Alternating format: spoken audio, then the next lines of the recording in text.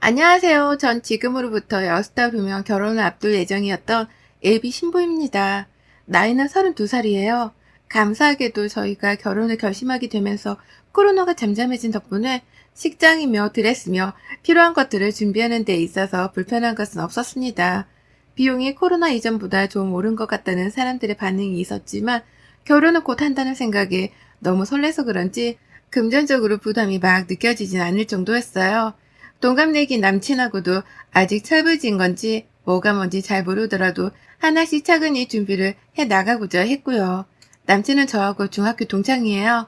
친구로 쭉 지내오면서 안부를 주고받다가 2년 전 처음 교제를 하게 되면서 남사친에서 남친 그리고 곧 남편이 될 예정이었습니다.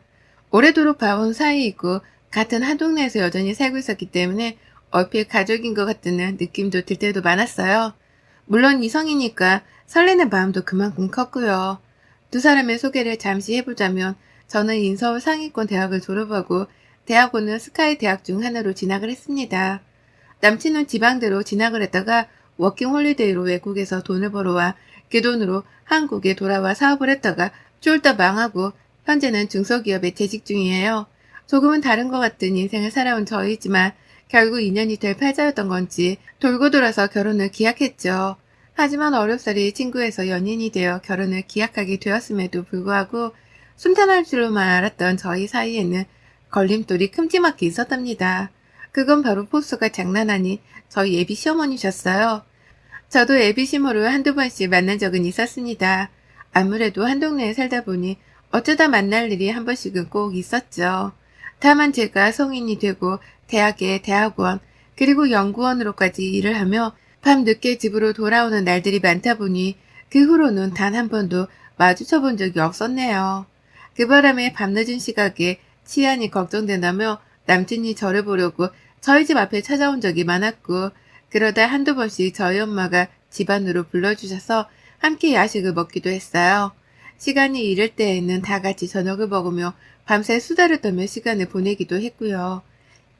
연애를 하기 전에도 이런 식으로 몇 번 밥을 먹으며 친분을 쌓았다 보니 저랑 예비 시어머니의 사이보다 남친이랑 저희 엄마의 사이가 훨 가까운 편이었습니다.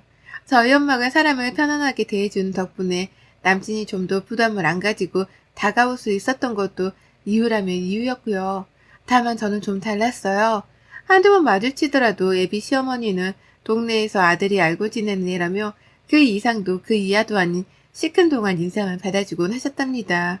인사하면 그래 라고 하곤 괜히 한 번씩 제 위아래를 훑어보신 적도 있었고 맨날 공부한다고 대학에 진학하고도 큰 가방에 청바지만 입고 다니다가 모처럼 차려입고 나서면 인사올 별거 없네. 그 공부만 하던 너도 물이 이상하게 들어버렸어.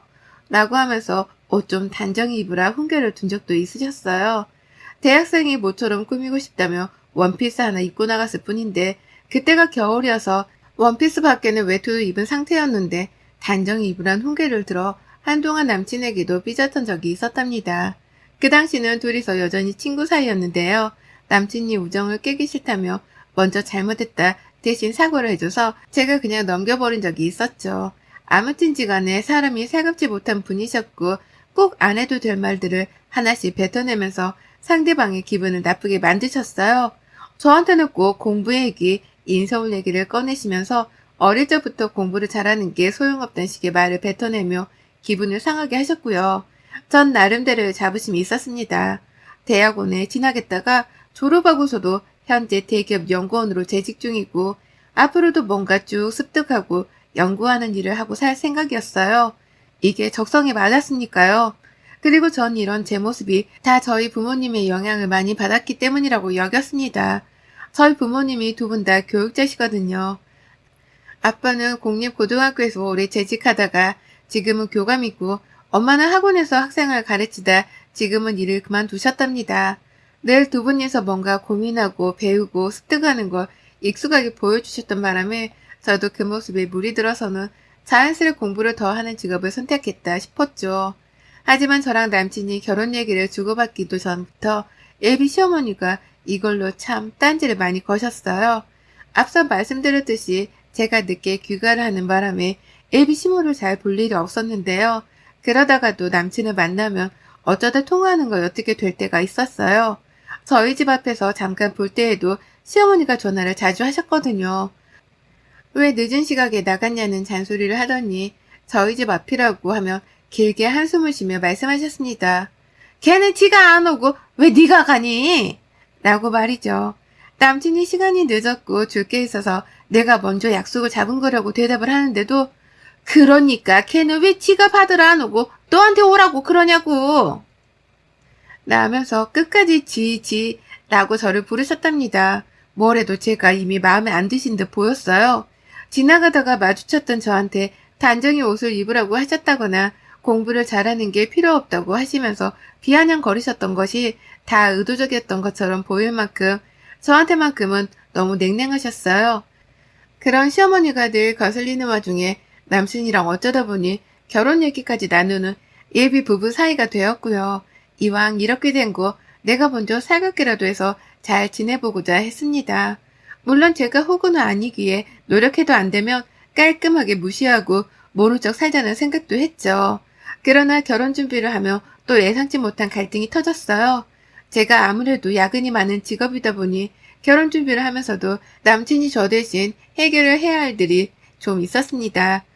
그게 너무 미안해서 저도 웬만하면 퇴근하고 난 후엔 늦어도 남친을 보려고 하고 또 서로 시간만 맞으면 점심때라도 만나 밥을 먹으며 얼굴을 보려 했죠. 남친은 대기업 연구원인데 중소기업 다니는 자기보다 일이 적은 게 말이 안 된다면서 어떻게든 이해를 해주려고 했고요. 하지만 뜬금없게도 애비 시어머니가 이런 저희를 이해하지 못하셨어요. 남친이 저한테 완전히 호구라도 잡힌 줄로만 아시는지 저를 무슨 아들 잡아먹으려는 꽃뱀 마냥 보시더라고요. 남친 몰래 제 전화번호를 알아내 밤늦게를 부르지 말라고 말씀하셨던 날 제가 먼저 부른 적이 절대로 없다고 말씀을 드려도 네가 행세를 똑바로 하면 애초에 이런 일이 없었잖아 라고 하면서 한심하다는 듯 웃어가며 말을 하기도 하셨답니다. 전화를 끊자마자 이걸 남친한테 일러바쳐야 하는지 아닌지 혼자 막 고민을 하다가 결국 남친한테 말을 털어놨는데요. 예비 시어머니는 제가 일러바친 걸로 또 전화를 하셨었어요. 입이 왜 이렇게 쌌냐면서 말이죠. 결혼을 하고 혼인신고를 한 정식 며느리도 아니었는데 벌써부터 전화번호를 말도 없이 알아내셔서는 뭐라고 잔소리를 퍼부시는 어머님의 무례함에 저도 씻을 수 없는 치욕을 느꼈답니다. 남친하고도 대화를 나누며 이런 식이면 절대로 결혼을 안 하겠다 선포를 했고요. 그러자 남친이 말하더라고요. 결혼하면 칼같이 시어머니와 저를 구분짓고 살아주겠다고 말이죠. 자기가 생각해도 시어머니 하는 짓이 드라마 속에 나오는 그 시집살이라는 걸 눈치챈 건지 벌써부터 선을 넘는 시어머니를 꼭 단속해주고 살겠다 엄포를 놨습니다. 그 덕에 전 남친 하나 믿고서 결혼을 결심했네요. 남친보다 더 오래도록 알아온 남자도 없었고 남친만큼 저를 배려해주고 한결같이 챙겨주는 사람도 없었기 때문에 어떻게든 이 사람을 믿고 가보자 싶었죠. 그렇게 저희는 상견례 날짜를 잡았습니다. 저희 부모님은 너무나 좋아라 하셨어요. 단 한 번도 남친의 어머님 얼굴을 한 동네에서 뵌 적이 없었기에 엄마가 많이 긴장을 하셨으나 그와 동시에 오랫도록 동갑내기 자식을 키우며 한 동네에서 살던 이웃을 드디어 만나게 된다며 무척이나 들떠하셨죠. 그런 엄마를 보며 저는 혼자 속이 타들어갔고요. 제발 아무 일이 벌어지지 말았으면 좋겠다는 생각을 수십 번이나 하면서 그렇게 상견례 장소에 갔습니다.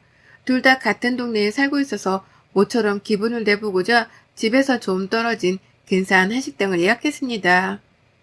떨어져봤자 집에서 차로는 20분이 좀 안 걸리는 거리였고요. 근데 애비신모가 식당 앞에 도착을 하자마자 저한테 문자를 보냈더라고요. 참 멀리도 예약을 했구나 라고 말이죠. 제 딴에는 어머님이 한식을 좋아하신다길래 집 근처에서 가장 기분도 낼 수 있고 맛있다고 소문난 식당을 한 달 전부터 어렵사리 예약을 했던 겁니다. 그런데 어머님은 식당에 도착을 해선 곧 상견례를 앞둔 상황이었음에도 불구하고 싸우자는 식으로 문자를 보내셨더라고요. 위치가 마음에 안 든단 말을 둘러대가면서 말이죠. 그 문자를 읽고 나서 얼마 지나지 않아 남친네 가족들이 예약된 방으로 들어왔습니다. 시어머니 얼굴을 보기가 괜히 민망스러웠지만 그럼에도 아무 일이 없었다는 듯 말을 먼저 걸었죠. 어머님 오시느라 많이 힘드셨죠? 여기가 엄청 맛있는 집이래요. 라고 하면서요. 옆에선 저희 부모님도 보고 계셨기에 어떻게든 분위기를 띄워보고자 했죠. 하지만 역시나더라고요. 자리에 착석을 하곤 직원분이 물을 따라다 줬습니다. 각자 자리 앞에 놓여진 컵안에 말이죠. 저희 부모님도 긴장하신 건지 물을 한 잔씩 드셨고 앞에서 남친도 마시길래 저도 따라 마셨어요. 그리고는 본격적인 대화를 나누기 시작했죠. 저희 부모님이 둘 다 말도 점잖게 하시고 말수가 많지가 않으셔서 제가 웬만하면 남친이랑 같이 대화를 이끌어 가려고 했습니다. 그래서 좋아하시는 음식도 물어보고 결혼 준비가 어떻게 되어가고 있는지도 말씀드리며 최대한 다 같이 공유하고 나눌 수 있는 대화들로 이끌어 갔죠. 그런데 어머님이 한참 멀리서 얘기하는 저를 떨떠름하다는 듯이 쳐다만 보시다가 저를 지나치시고는 저희 친정엄마한테 대뜸 이상한 질문을 하시더라고요. 분명 드레스 가복 얘기를 나누며 쉽지 않다는 농담을 던지고 있었는데 갑자기 저희 엄마한테 이러신 겁니다. 그런데 있잖아요. 참 한 동네에서 얼굴 한번 보기가 힘들었는데 원래 집안 사람들 자체가 좀 은둔형인가? 라고 말이죠. 무슨 소리냐고 물으니 어머님은 왜 이해를 못하냐는 듯 대답을 하셨습니다. 아니 그렇잖아. 나는 사돈도 오늘 여기서 처음 보는 거고 너는 맨날 우리 아들을 심심하면 집으로 불러대고 가족들이 다 집안에 갇혀 사는 걸 좋아하나 싶어서 말이지. 라고요. 한 동네에서 얼굴 한번 못 봤다는 이유로 멀쩡한 가족을 은둔형 취급하다니. 그 버르장머리없는 말뿐새에 기겁을 할 새도 없이 시어머니는 다음 주제로 대화를 직접 이끌어 가셨어요. 그리고 난 말이야. 결혼하면 좀 오순도순 말도 주고받으며 편하게 지낼 며느리가 필요한데 요새 애들은 그게 좀 힘들죠. 아니 그래도 그렇지. 나는 대학 잘 나오고 대학원까지 나와서는 큰 회사 다닌다고 해서 그런 며느리를 잘 봐줄 생각은 없는 사람인데 우리 며느리가 되고 싶다는 애가 너무 어려워서 제가 결혼하면 가르칠 게 한두 가지가 아니에요. 라는 말과 함께 웃기지도 않은 이 말에 박장대소를 하면서 큰 소리로 저희 가족들을 번갈아 보며 웃어대셨어요. 졸지에 저희 부모님은 표정 관리를 못한 채 얼굴이 완전히 일그러지셨고요. 저는 그런 저희 부모님 눈치를 보다 이건 답도 없다 싶어서 남친을 째려봤어요. 니네 엄마 데리고 나가던 여기서 상견례를 파토내던 아님 제대로 미안하다고 사과를 하던 뭐라도 하라고 눈치를 줘가면서요. 저희 부모님은 A라는 걸 가장 중요하게 여기는 분들이셨습니다. 말 하나에도 오는 말이 고와야 가는 말이 곱다는 걸 철석같이 믿는 분들이셨죠. 하지만 상견례장에서 애비 사돈이 던져대는 이 무지막지한 무개념 말들에 충격을 받은 부모님은 갑자기 생각이 많아지신 건지 자연스레 입을 꾹 다무시더라고요. 머릿속으로 막 머리를 굴려가며 판단을 하시는 중이었던 거죠. 하지만 저희 어머님은 그런 부모님을 기다려주지도 않은 채 바로 다음 말을 내뱉으셨습니다. 아이고, 내가 맞는 말을 했나 보네. 다들 집에 갇혀만 지내다 오랜만에 나오셔서 그런가 말하는 걸 힘들어 하시네. 어쩌면 좋아. 라고 말입니다. 어머님, 그런 거 아니니 은둔이란 소리는 그만해주세요. 라고 빠기쳐 쏘아붙인 저에게 어머님은 눈이 동그래진 채로 되물었어요. 넌 내가 처음부터 느낀 건데 참 교육을 잘못 받은 것 같더라. 어른들 말하는데 어디 어린애가 끼어들어? 내가 지금 싸우자는 거야? 난 내 딴에 잘 지내보고 친해지려고 말을 열심히 걸고 있는 건데 네가 그렇게 말하면 내가 완전 나쁜 년이 되잖아. 사돈, 아까 우리 며느리 될 애가 저보다 먼저 물을 떠마신 것부터 전 사실 기분이 별로였어요. 아무래도 제가 우리 며느리 될 아이 교육하나는 제대로 시켜야 할까 봐요. 우리 사돈 교육값으로 오늘에 달한 5천만 원 정도 준비를 하셔야겠네. 라고 말이죠. 아까 저희 부모님도 마시고 앞에 있는 남친도 물을 마시고 난 후에야 제가 물을 마셨는데요. 자기보다 먼저 마셨다는 그 이유만으로 제가 교육을 다시 받아야 한다나 뭐라나 하면서 저 혼자 좋다고 막 웃는 거예요. 또 물론 직업과 부모 노릇은 별개지만 저는 지금껏 자라면서 저희 부모님께 가정교육을 잘못 배웠다고 생각해 본 적이 단 한 번도 없었습니다. 오히려 나처럼 딴짓에 관심 없고 하고 싶은 공부랑 일에만 몰두하며 자란 건 잘 큰 거라고 생각하며 부모님께 늘 감사해 했어요. 근데 감히 예비 시어머니는 자기가 뭐라고 저희 부모님 앞에서 저를 까내리냐 말입니다. 저희 부모님도 가뜩이나 기분이 나빴던 와중에 저까지 욕을 얻어먹으면서 교육값으로 예당 5천만 원을 지불하라는 말도 안 되는 농담을 받고 나선 충격이 크신 듯 보였어요. 아빠는 기분이 나쁜 티를 팍팍 내시면서 허참, 상견례 자리에서 말씀이 좀 지나치시네요. 농담도 정도가 있는 건데 라고 말씀을 하셨고요. 그 말에 남친이랑 예비 시아버지가 쩔쩔매면서 죄송하다고 대신 사과를 하고 농담이라며 시어머니의 말실수를 가려보고자 안달이셨어요. 하지만 저희 엄마 결국 아버지를 따라 빠기치셔선 먼저 자리에서 일어나 버리고야 마셨습니다. 엄마가 일어나며 예비 시모한테 말하시더라고요. 참, 말끝마다 못 배우신 티가 나시네요. 이런 집으로 저희 딸 절대 못 보냅니다. 수준 차이라는 게 있는데 라고 말이죠. 세상 다정하고 예비 사위한테 밥도 해줘가면서 칭찬만 베푸던 저희 엄마가 글쎄 시어머니한테 눈 하나 깜빡하지 않고서는 엿먹으라고 그런 말씀을 하신 거예요. 아주 우아하고 기품 있는 태도로 수준 차이라는 게 있는데 라고 말이죠. 그 말에 시어머니는 자신의 치부라도 들켰다 싶으셨는지 뭐? 수준 차이? 뭐가 어째? 한 동네에 사는 것들끼리 수준 차이가 웬 말이야? 이 결혼 없자는 거야? 라고 하며 급기야 반말로 저희 엄마한테 도발을 하셨답니다. 정말 찐싸움이 터져버린 것이었죠. 남친은 시어머니를 대신해 저희한테 고개를 숙여 사과하며 시어머니를 데리고 나가려 했어요. 하지만 어머님은 네가 왜 사과를 해? 우리가 뭘 잘못했다고 사과야? 라고 하면서 끝까지 미안한 기색은커녕 더 도전해보라며 저희 엄마한테 반말로 물고 늘어지시더라고요. 그 부모의 그 자식이네. 말 싸가지 없게 하는 게 아주 똑 닮았어. 라고 하면서 계속해서 선을 넘어가며 막말을 쏘아대셨죠. 그리고 결국 저희 아버지도 엄마를 따라서 자리를 박차고 일어나며 외쳤습니다. 정말 무식해서 더는 못 봐주겠네. 여기가 무슨 자리인 줄 알고 행패해요? 언제 봤다고 반말이고. 수진이, 너 이딴 집 구석으로 아빠는 절대 시집 못 보내니까 저 녀석이랑 당장 끝내. 내가 바로 멀쩡한 놈으로 선자리 알아봐 줄 테니까. 남자가 없어서 당신네 아들을 만나는 줄 알아? 내가 교감이고 우리 와이프 주변이 다 초등학교 교사 선후배들인데 당신 같은 시애미한테 내 딸을 보내느니 차라리 평생 혼자 살게 내버려두는 게 낫겠네. 웬 똥을 밟아서는 에라이? 라고 말씀을 하셨고요.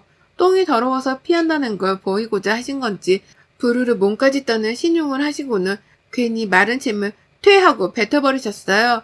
막무가내로 나오는 시어머니한테는 이런 무대뽀적인 맞짱밖에 방법이 없다는 걸 아빠가 잘 아셨던 겁니다. 하도 오래도록 애들을 가르쳐왔다 보니 사람 상대하는 걸 귀신같이 아셨던 거죠. 그리고 아빠는 그 말을 하자마자 저희 엄마를 무슨 여배우 모시듯이 손을 딱 잡고선 엄마의 보폭에 맞춰가며 상견례장을 나가버리셨어요. 그리고는 앞을 보면서 뒤에 서있던 저한테 소리치시더라고요. 수진아, 이 결혼 우리는 안 시킨다. 알아서 정리하고 잡아라. 라고 말이죠. 시어머니를 내내 기분이 나빠 죽겠다며 남친의 손을 뿌리친 채로 거기서! 라고 저희 부모님을 불렀습니다. 그러다 급기야 내가 니들 가만 안 둬! 라는 협박의 말이 터져나온 순간 남친이 먼저 입 좀 닥치고 가만히 있어! 라는 엄청난 말로 자기 엄마한테 소리를 쳤답니다. 진절머리가 나니 이딴 개념 없는 짓거리는 제발 좀 멈춰라는 뜻이었죠. 시어머니는 그 말에 충격을 받으신 건지 소리치던 태도는 어디로 가고 혼자 남친을 믿기 힘들다는 듯한 표정으로 바라보며 말씀하셨어요. 네 여친 앞에서 엄마한테 닥치라는 게 무슨 말버릇이야? 너 누가 이렇게 키웠어? 라고 말까지 더듬으시더라고요.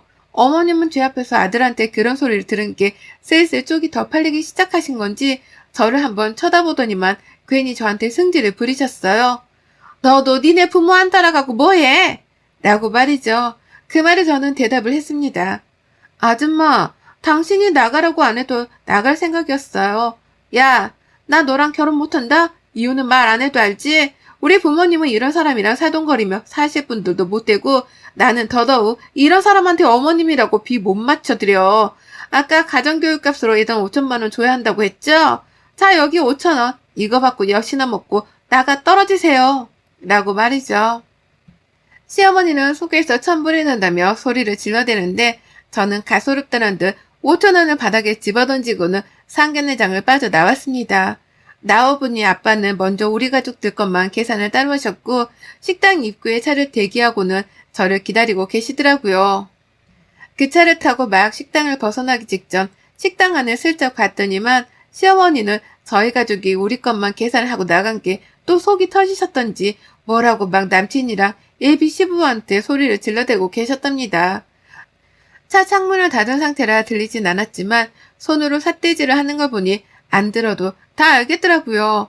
엄마는 인생 경험을 했다 생각하라며 계속해서 절 달래고 진정시키려 했고 아빠도 제가 상처받을 것이 걱정이 되었던지 요새도 저런 여자가 다 있네. 아유, 세상이 어찌 될라고.